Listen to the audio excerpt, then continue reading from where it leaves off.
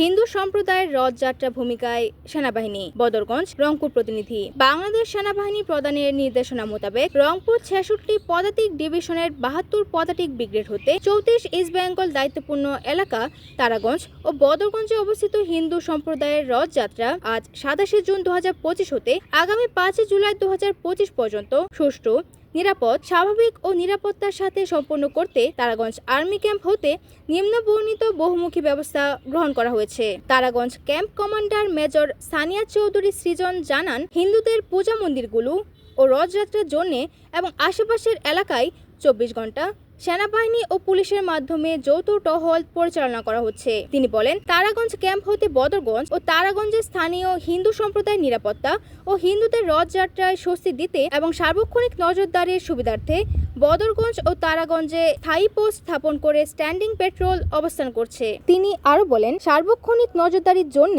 সবসময় বদরগঞ্জ ও তারাগঞ্জ বাজার এবং গুরুত্বপূর্ণ এলাকা ক্যাম্প হতে 24 ঘন্টা মনিটরিং করার জন্য সিসি ক্যামেরা স্থাপন করা হয়েছে। মেজর সানিয়াত বলেন, গণযোগাযোগ উন্নতির লক্ষ্যে ক্যাম্প হতে নিয়মিত পেট্রোলের মাধ্যমে স্থানীয় বাজার, থানা পুলিশ, সাংবাদিক, সাধারণ মানুষ, গণ্যমান্য ব্যক্তিদের সাথে যোগাযোগ ব্যবস্থায় ক্যাম্পে অভিযোগ কেন্দ্র স্থাপন করা হয়েছে, যেখানে সকলে আপনাদের সমস্যা জানাতে পারেন। ক্যাম্প কমান্ডার বলেন, হিন্দু সম্প্রদায়ের রথযাত্রা নির্বিঘ্ন ও নিরাপদ করতে সেনাবাহিনীর রিজার্ভ সৈন্য প্রস্তুত রয়েছে। যে কোনো হুমকি আসলে সেনাবাহিনী প্রস্তুত তা শক্ত হাতে গুড়িয়ে দেওয়ার জন্য।